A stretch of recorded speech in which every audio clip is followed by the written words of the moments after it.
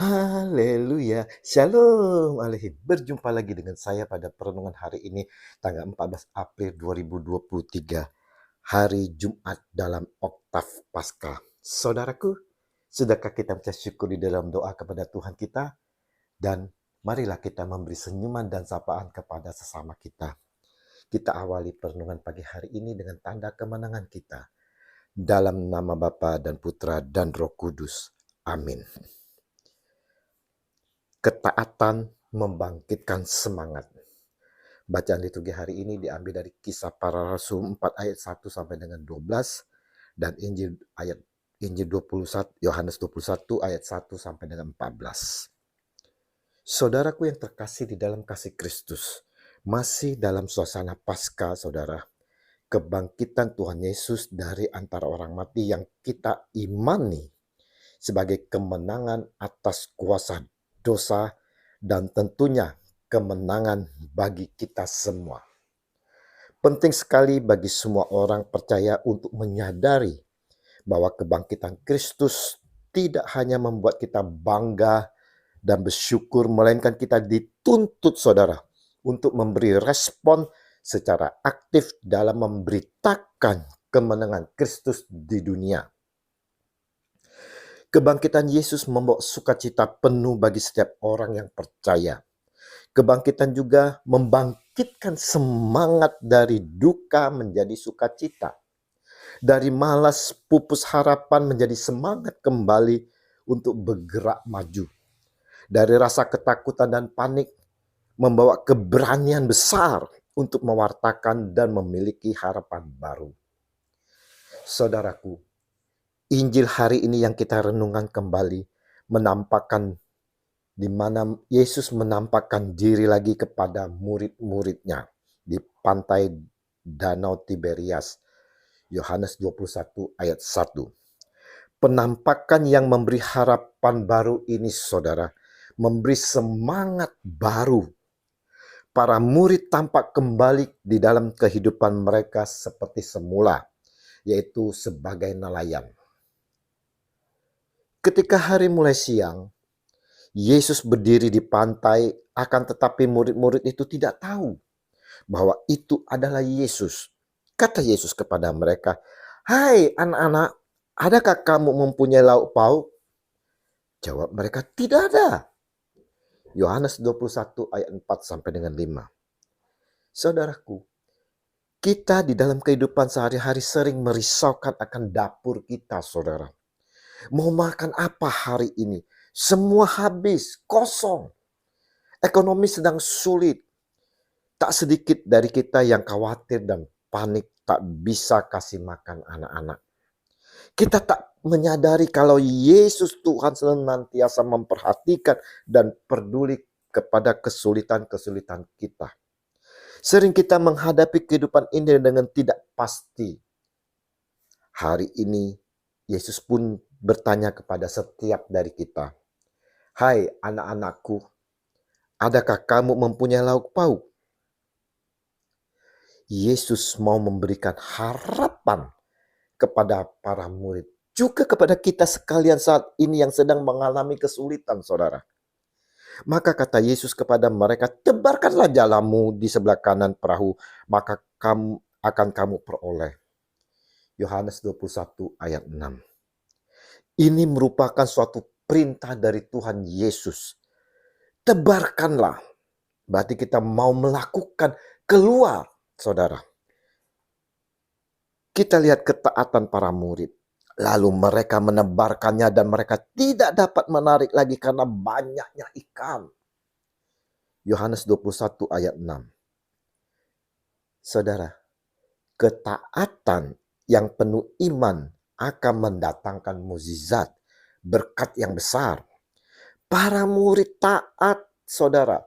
Jika kita taat dan melakukan kehendak Tuhan, maka kita akan mendapatkan berkat-berkat dari Tuhan. Tetapi saudaraku yang terkasih, jangan diartikan bahwa tidak akan lagi kita mengalami penderitaan kalau kita taat kepada Tuhan. No, tidak, saudara. Sebagai orang yang diberkati, kita akan tetap mengalami penderitaan-penderitaan, dan itulah salib kita, saudara.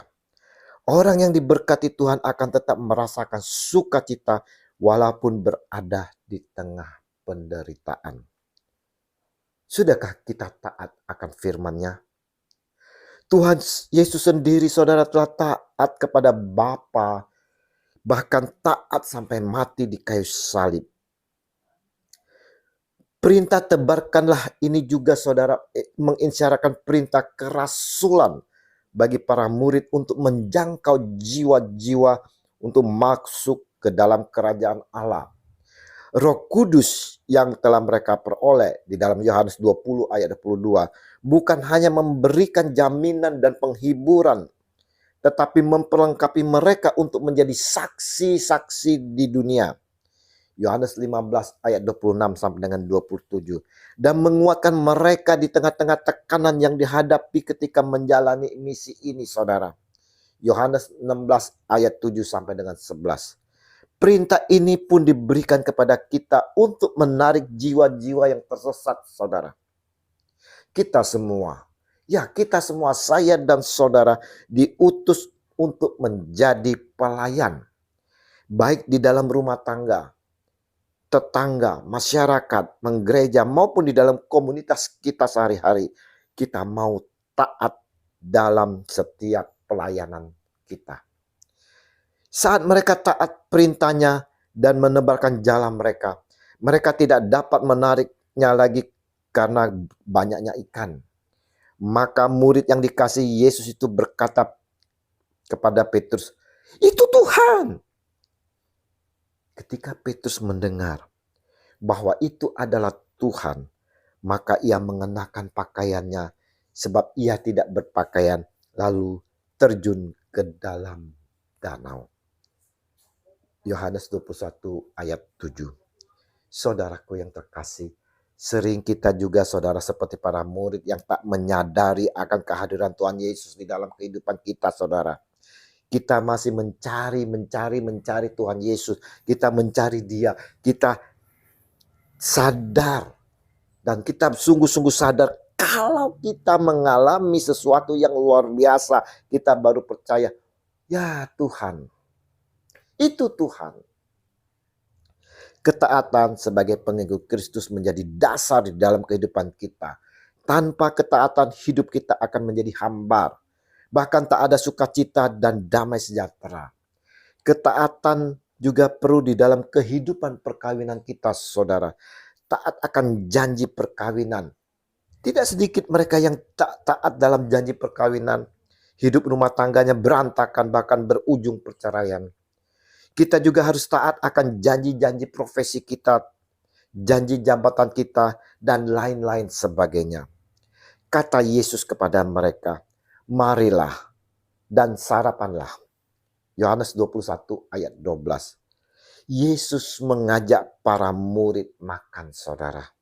Ini menunjukkan betapa Yesus Tuhan penuh perhatian. Dia juga perhatian kepada setiap dari kita, saudara. Yesus sebagai firman yang menjadi manusia memberi perhatian tentang kebutuhan yang sangat manusiawi daripada diri kita, saudara. Di sini Yesus memahami betapa perjuangan kita di dunia ini sangat berat dan sangat panjang.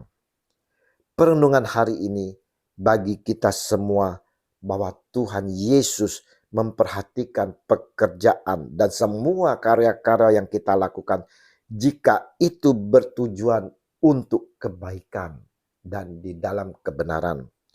Ini diperlihatkan Yesus bukan hanya mau membuat mereka takjub, tapi masih erat kaitan dengan kebangkitannya yang juga mau membangkitkan semangat para murid.